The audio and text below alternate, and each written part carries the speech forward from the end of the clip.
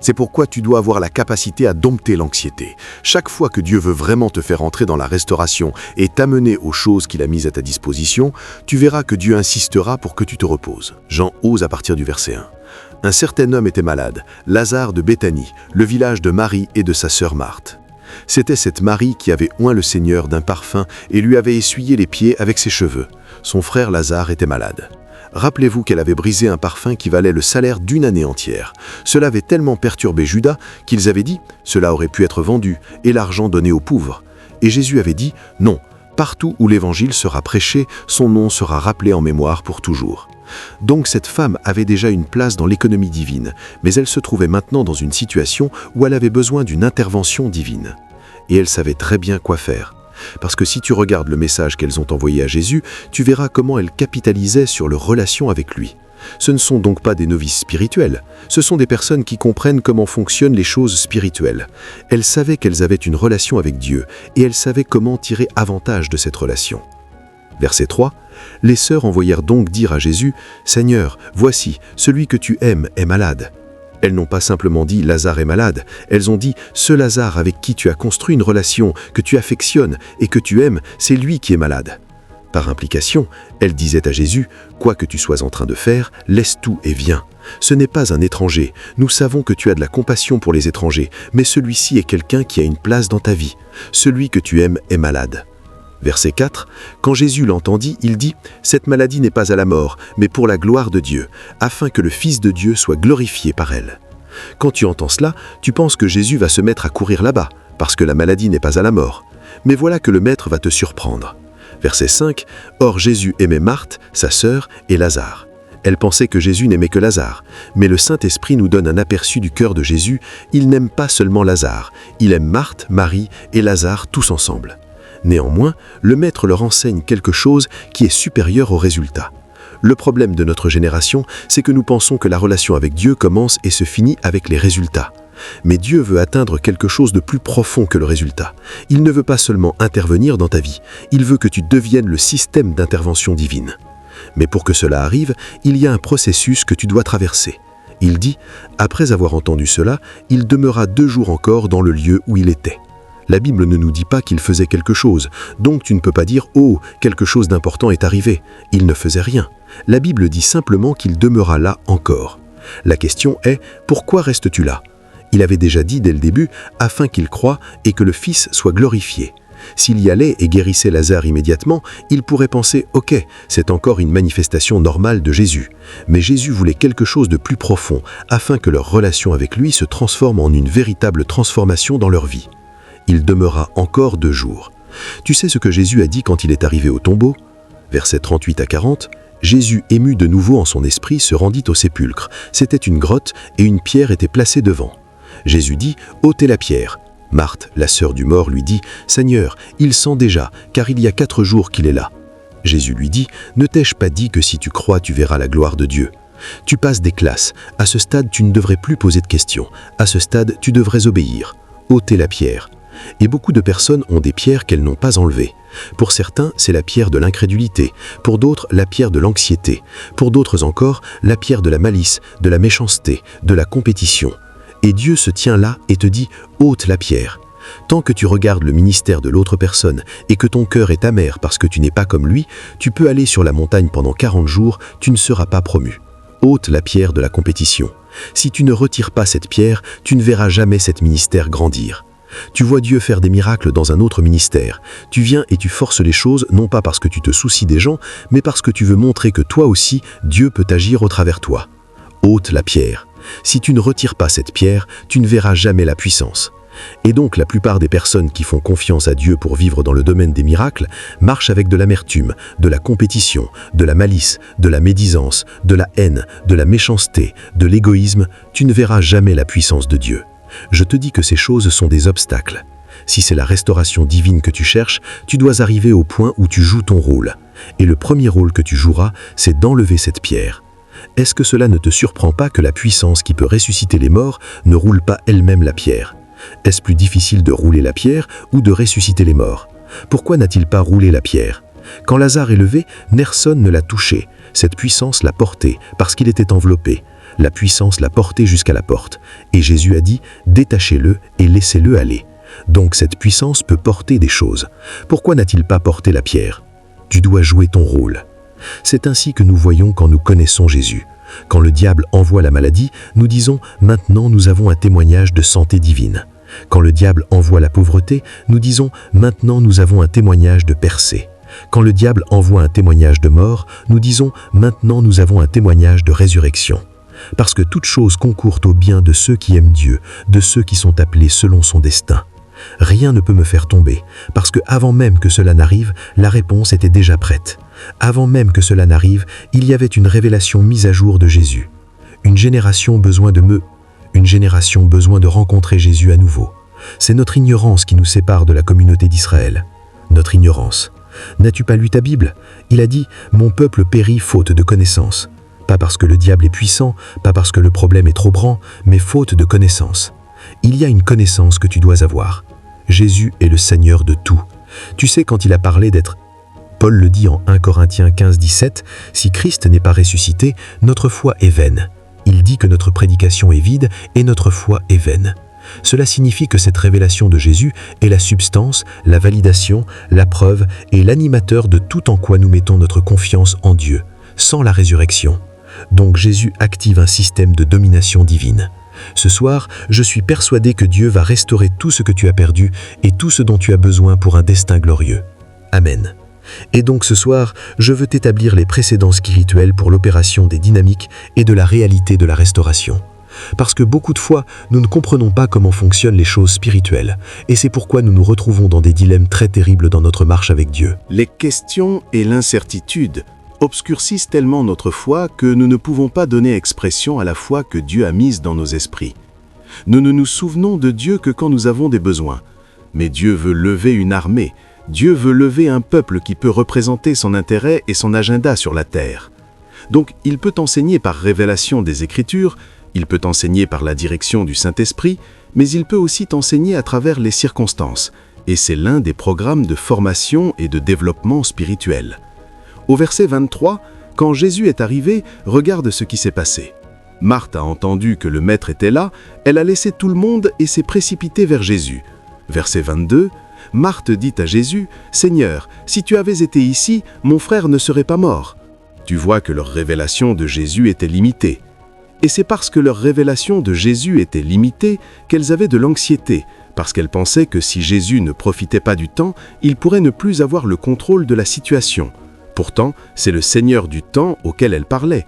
Même le temps a été créé par lui. Et donc, il veut que tu le connaisses à un niveau où l'anxiété ne peut plus être un facteur.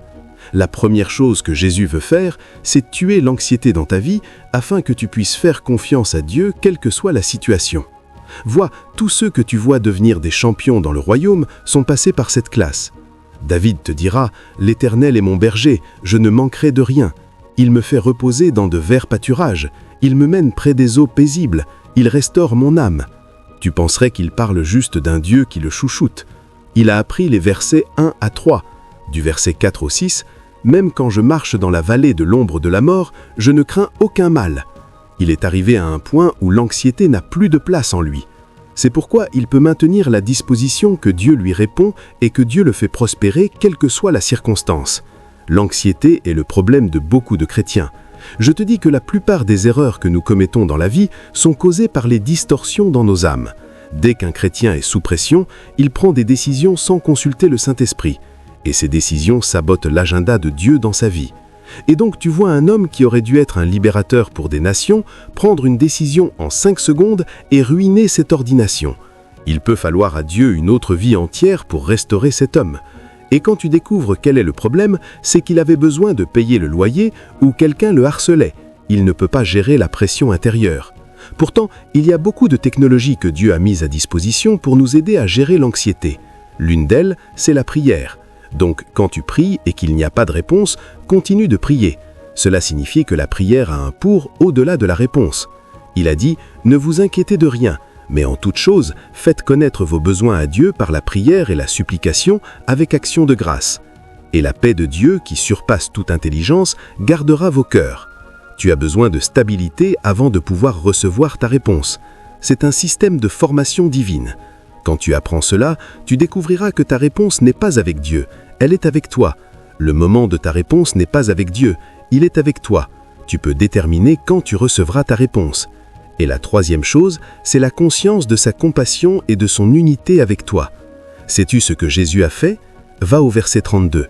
Parce que Marie est venue et a répété la même chose que Marthe. Tu verras pourquoi elles étaient toutes dans cette circonstance. Dès que Marthe est venue, elle a dit « Si tu avais été ici, mon frère ne serait pas mort ». Marie est arrivée et a dit exactement la même chose. Donc elles opéraient toutes à un niveau nain de la révélation de Jésus. C'est pourquoi quand tu vois 20 chrétiens traverser la même circonstance, le même défi, c'est parce que leur révélation de Jésus est au même niveau. Si tu avais été ici, notre frère ne serait pas mort. Jésus est allé plus loin. Verset 33, quand Jésus vit qu'elle pleurait et que les Juifs qui étaient venus avec elle pleuraient aussi, il frémit en son esprit. Il frémit. La compassion l'a touché. Il a eu de la sympathie pour elle. D'abord pour leur douleur, ensuite pour leur ignorance. Il frémit. Et il continue jusqu'au verset 35. La Bible dit « Jésus pleura » pour leur douleur et pour leur ignorance. Donc il y a un moment où tu traverses une circonstance, bien que la réponse ne soit pas encore venue, mais tu sais que Dieu est avec toi dans cette affaire. Vois, cela aussi est une forme de réponse. Ce sont les maladies que les hommes spirituels attrapent. La crise est encore là, mais je peux sentir que Dieu porte cette douleur avec moi. Je peux sentir qu'il est aussi touché par les sentiments de mes infirmités. Je peux le sentir, parce que la façon dont Dieu agit, ce n'est pas de rester à distance et de régler ton problème.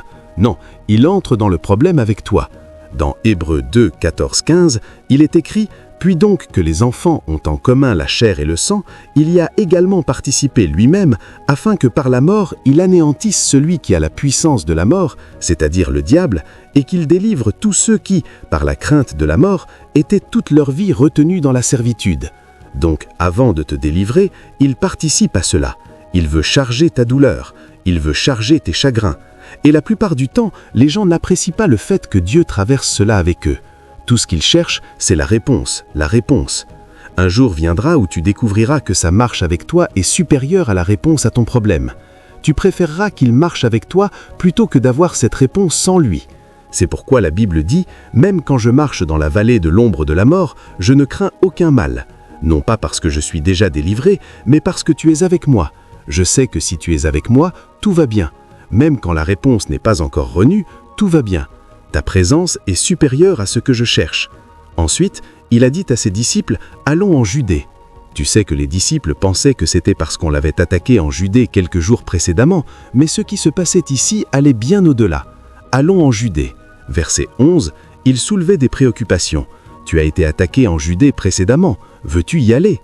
Il dit « Oubliez cela, ce sont des questions de gens de nuit, c'est le jour. Nous pouvons traverser n'importe où nous voulons.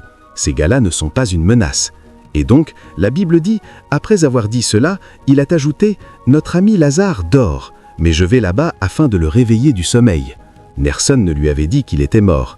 Il a attendu que Lazare meure. Donc, il contrôlait toute la situation depuis les troisièmes cieux. Il savait tout ce qui se passait. Il lisait la circonstance, il lisait leur cœur et il lisait la température dans les cieux. Maintenant, notre ami est mort. C'est le bon moment pour y aller. Tu es là dans l'anxiété en pensant « Oh, j'ai fait cela pendant 3 mois, j'ai prié pendant 4 mois, je ne sais pas ce que Dieu fait. » Détends-toi, tu traverses un processus. J'ai été ici pendant 1 an, j'ai prié, j'ai jeûné. Certaines personnes deviennent même athéistes parce qu'elles pensent que ce Dieu ne répond pas à prière. Il y a quelque chose que Dieu est en train de faire en toi qui est supérieur à la réponse à prière. Donc il sait pendant combien de temps il doit attendre avant que le message ne s'enracine dans ton cœur. Il a attendu, quand il était là, il a dit que c'est le bon moment pour y aller afin qu'ils apprennent ce qu'ils doivent apprendre. Verset 12, les disciples lui dirent « Seigneur, s'il dort, il guérira. » Cela signifie qu'il se réveillera quand il sera fatigué de dormir. De quoi parles-tu? Et le maître est descendu à leur niveau. Oh, j'opérais depuis le règne élevé. Je pensais que vous y étiez. Cela signifie que vous avez besoin d'un peu de formation. Il a alors clairement dit « Lazare est mort. Donc je n'irai pas quand il est malade. J'irai quand il sera mort, parce qu'il y a quelque chose de supérieur à la délivrance que je veux faire. » Maintenant, penses-tu que quand Jésus aura fini avec ces personnes, la prochaine fois que quelqu'un sera malade, elles paniqueront? Penses-tu que quand elles prieront pour une situation et que la réponse ne viendra pas, elles paniqueront? Vois, c'est la leçon que Dieu a enseignée à ses enfants de tout temps. Abraham voulait un fils, il continuait à importuner Dieu. Dieu a dit, avoir un enfant n'est pas ton problème. Ton problème, c'est qu'il y a quelque chose que tu dois apprendre pour devenir père de beaucoup de nations.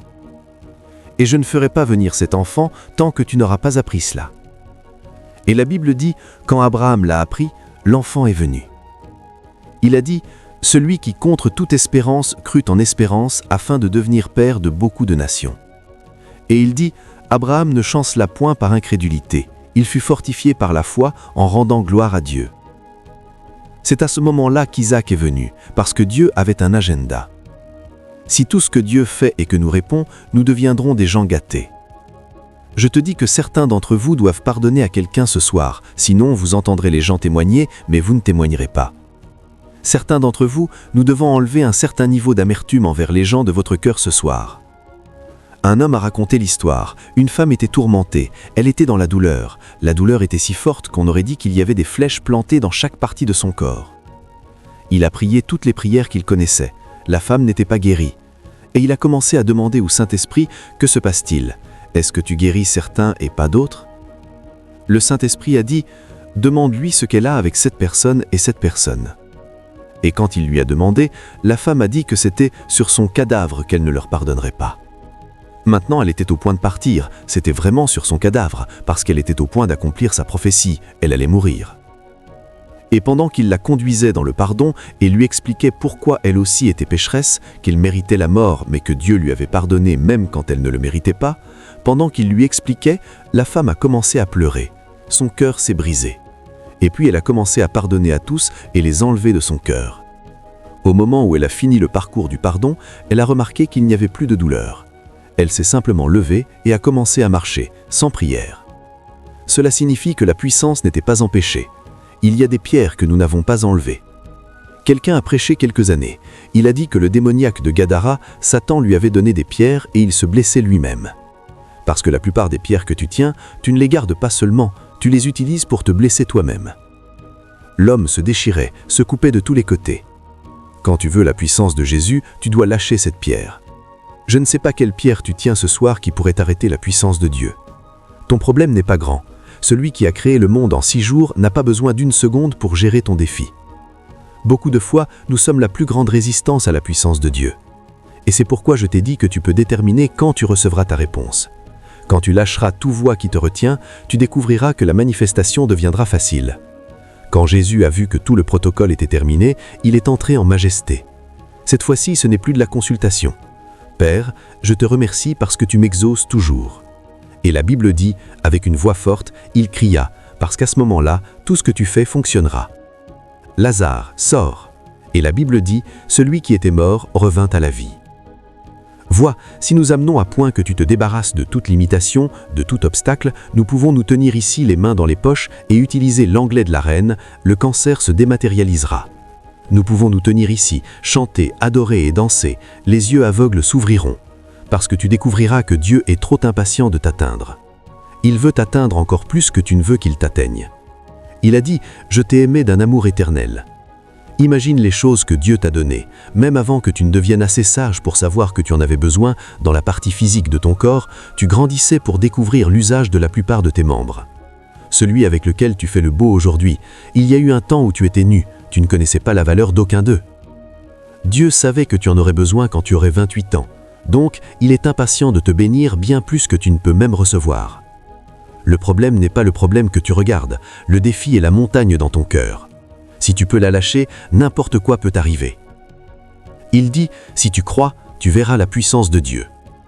Si tu sais cela, tu peux créer des changements dans ta chambre à coucher. Tu n'auras plus besoin d'un service de miracle pour marcher dans les miracles. Si tu sais cela, tout ce pourquoi tu fais confiance à Dieu, tu peux engendrer la restauration. Sais-tu ce que je fais? Si je fais confiance à quelque chose, je m'assieds dans mon lieu tranquille et je commence à examiner mon cœur. Est-ce qu'il y a de l'anxiété?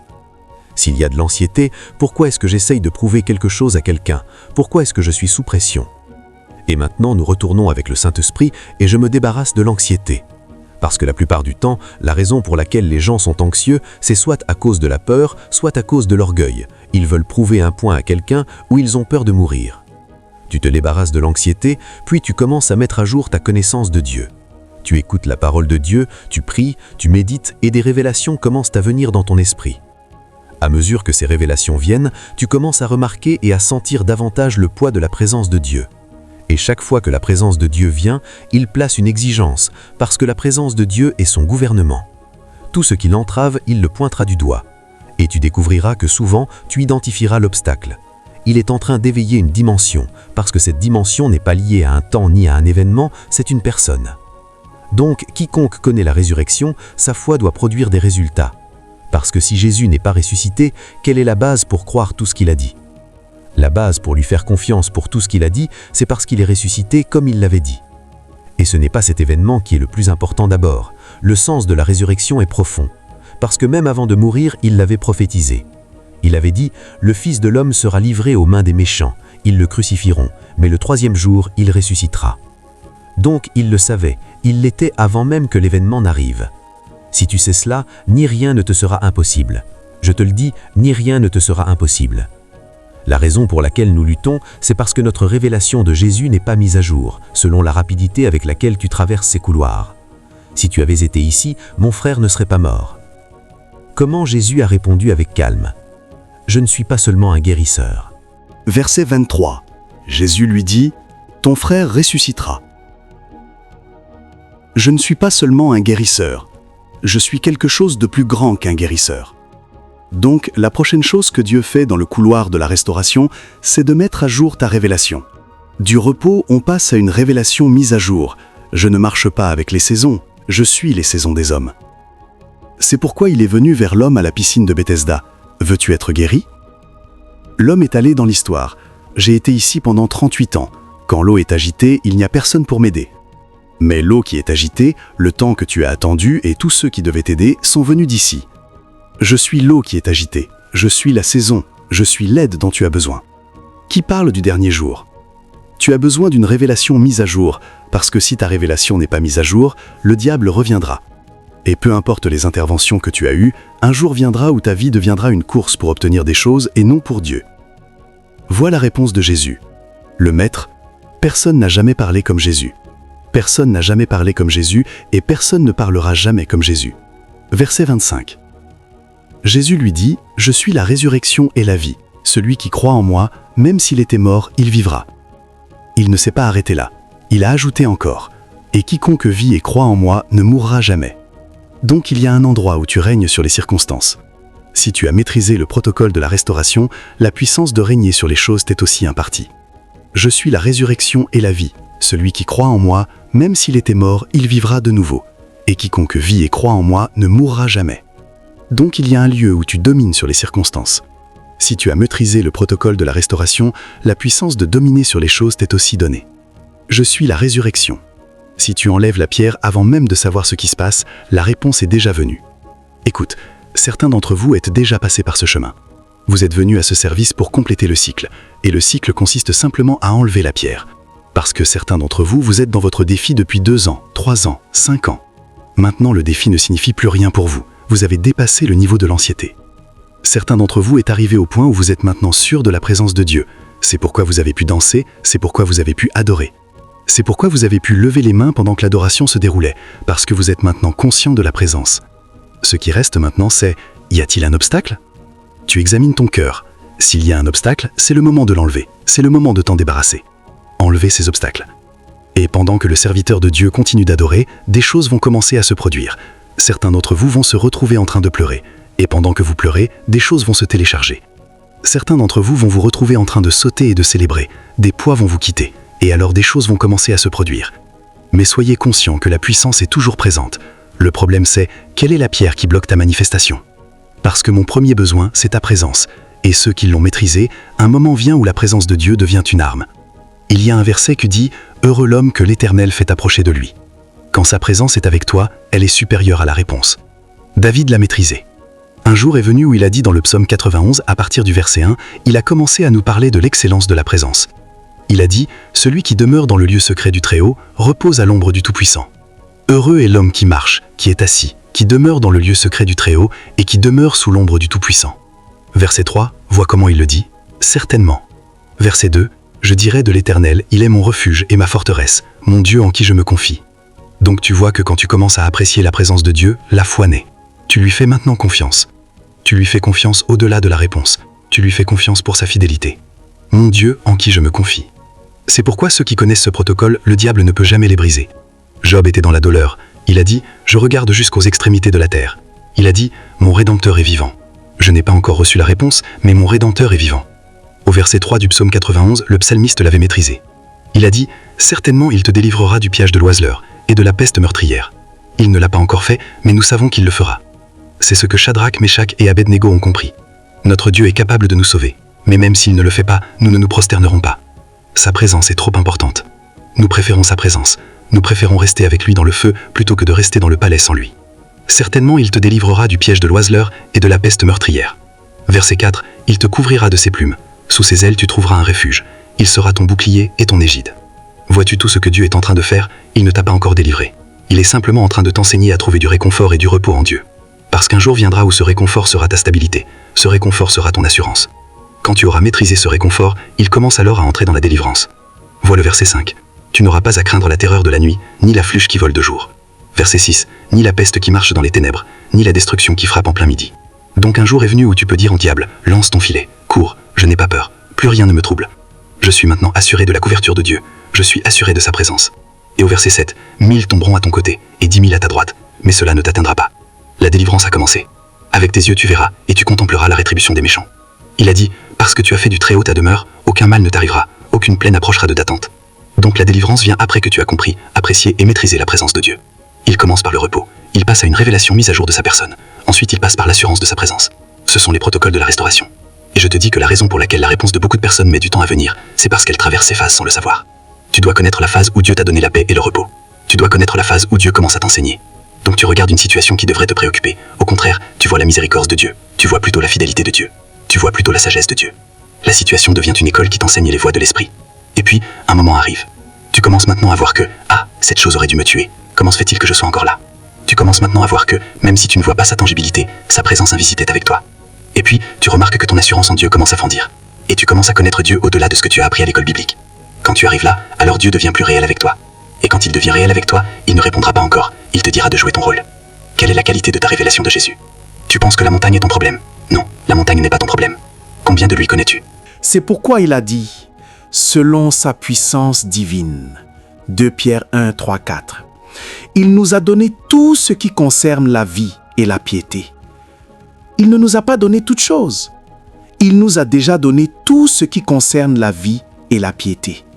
Mais il y a une condition. C'est par la connaissance épignosis de celui qui nous a appelés à la gloire et à la vertu. C'est par la connaissance expérientielle, parce que cette connaissance n'est pas l'acquisition de faits, c'est un domaine de vie.